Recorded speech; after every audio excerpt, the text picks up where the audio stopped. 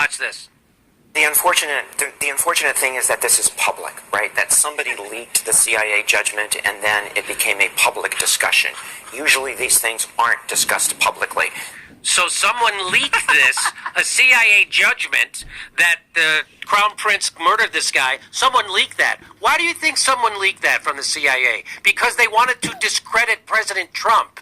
That's why they leaked that. Because they knew he wasn't going to do a goddamn thing to sever our relationship with Saudi Arabia, and they wanted to fucking make him look bad.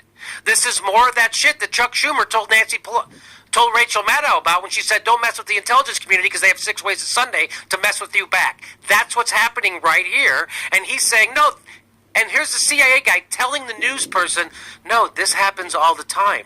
The only thing that's different this time is the fucking CIA leaked it on purpose to make this this situation happen. And now you're taking the bait, you stupid lapdog idiot journalist. And I've got this right? Okay.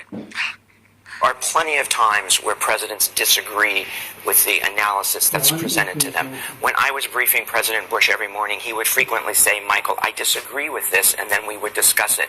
So it's just usually not public. So what's important here is that the CIA continue to put its view forward. One of the important things to me here is the CIA. The CIA guy is debunking the journalists who are repeating propaganda. This up is down, black is white. That's how bad it is right now, and that's why I have a show. Go ahead. I love that he basically just said, well, the CIA, we're running the country, so we need to cut with the nonsense, and the CIA needs to push its agenda forward because they're who's really running the country. The president is a fucking puppet. I mean, this guy... he's just saying it. Like, we run it. We call the shots. We get to do what we want, and we let the people of America think they're voters every 4 years, and we put a puppet in there. So we're going to set this guy straight.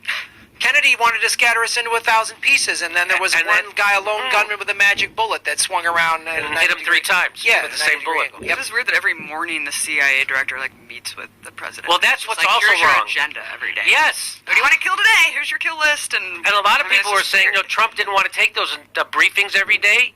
And a lot of people are like, they can't do that, but it actually makes more sense because what those briefings do is over-militarize and over-scare the president into doing shit all the time. And it would be much better if he didn't have those fucking meetings. I agree with that, by the way. And Mike, anything? I agree with you guys. Okay. I mean, meanwhile, Israel just shot an AP reporter. Right. Israeli forces just shot an AP reporter at the fence, and no one's talking about that. So it does seem like there is still kind of this level, this elevated status of Khashoggi because he was kind of one of their own, Yeah. And so there is something to say about the treatment of the press with the other strongest ally. The other egregious human rights abuser that somehow does no wrong. Oh, don't be naive. Call me BB. Don't be naive, Abby. All right, let's listen. There's more to this. It's not the judgment about whether MBS was involved, but what did the CIA tell the president about the implications of no sanctions, of letting him get away with it, versus the implications of putting some sort of sanctions on to send a message? That's the analysis that I'd like to send. But Michael, what message does it send? Because I think a lot of people are struggling with this. That a person can be lured to the embassy, that you can be hacked up, you can be slaughtered, that the ally can lie about it, and that we will still stand by that ally. What message does that send to the world? And what's to prevent this from happening again? We invaded a country illegally on a pack of lies, killed 1 million people, and what are people going to do to us about it? Nothing. Do you see how in a bubble these people are? How can we do as if we're the moral arbiter of the world? We're the world's biggest fucking terrorists. In case you don't know, Oprah's friend. I wonder if there is a journalist somewhere right now who could use our help. Can anybody on the panel? Anybody remember? Not off the top of my head. I'm trying. Are there any that are basically political prisoners? Whistleblowers? No. In London? Someone? Embassy? No. Okay, you're a really bad panel. fucking.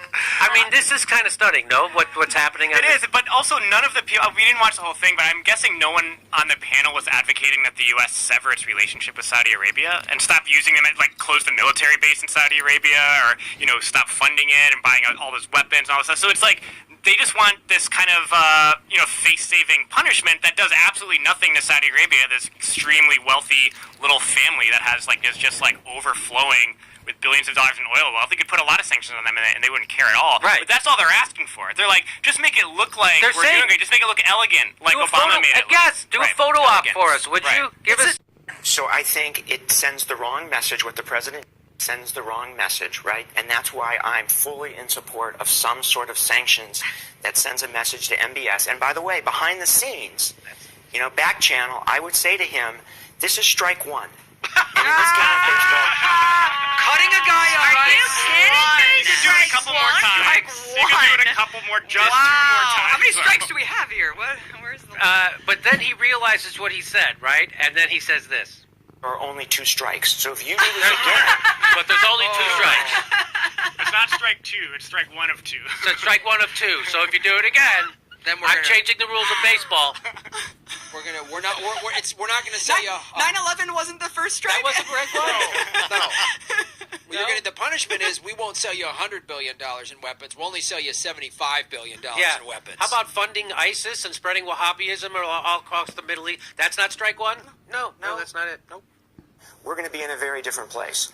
So I do think it's important to send a message that people can't get away with this, and that's why I would have done some sort of sanctions. But implicit in the president's remarks is that you can strike 2 and 3, you're still going to get away with it because, and here's what I want to focus on, Iran. Yeah. Basically, the president's saying Iran is the big game here, and yes, this is bad, but let's keep our eye on the most national security ball. And so what he's doing there is now he's actually going one up on the CIA guy. He's now warmongering. He's now pushing a bullshit narrative that Iran is somehow a threat to the peace in the Middle East instead of us and Saudi Arabia. And that's bullshit propaganda. And if he doesn't know better, he ought to know better. And this is why the news people are shit in America, and why I have a show, and why everyone here has a goddamn show, because people like that in a $5,000 fucking suit making 10 grand a day doesn't know his asshole from a fucking hole in the ground and is pushing war right now like a good little puppet. I give him a strike.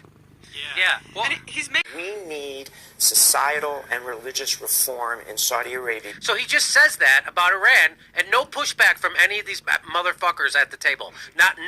Like, why Iran? We just did Iraq, Libya, Syria. We're still in Afghanistan. Now we got to go into another country? What the fuck's wrong with you guys? You guys sound like bloodthirsty maniacs, are you not?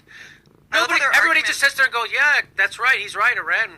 I love how the argument is Iran wants to be the empire. Right? They're like, we're the hegemon in the Middle East. They can't challenge our hegemony there because, we're in the Middle East, remember? And also, no one wants to argue with this guy because he's the creepiest Crispin Glover CIA motherfucker I've ever seen in my life. I know. He's probably stood over all of their beds at night and whispered into their ear, "This is what you're going to say tomorrow on your program." I can't wait to hear what other stupid shit they say. In order to dampen extremism that continues to flood the world. Well, as of now, it looks like MBS will be at the G20 next week. We'll see if the two leaders do meet. Michael, we would always love to have you more. That's it. They pushed more propaganda than that guy did. The news people had to be debunked on their propaganda, and then they all got together on the Iran propaganda at the end. So they could all push do you see how they all pushed war at the end with Iran? That's what happens.